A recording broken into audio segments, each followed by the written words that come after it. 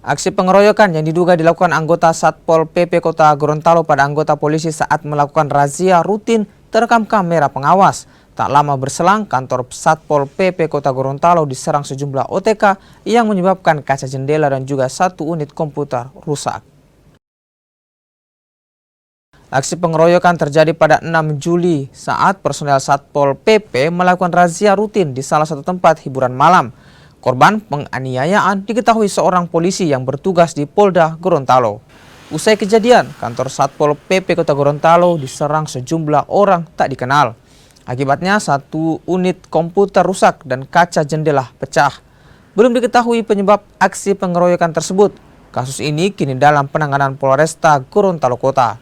Tindakan tegas akan dilakukan Polda Gorontalo jika anggota polisi terlibat dalam pengerusakan kantor Satpol PP Kota Gorontalo. Kegiatan yang dilakukan oleh Satpol dan kemudian di situ terjadi pertanyaan, tanya jawab, terjadilah kesalahpahaman. Ya, di situ terjadi kesalahpahaman yang mengakibatkan akhirnya personil dari Polda Gorontalo dianiaya oleh beberapa oknum Satpol.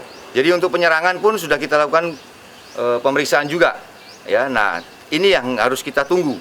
Apakah memang itu nanti betul-betul penyerangan dilakukan oleh personil, oleh oknum, ataupun hal-hal yang lain?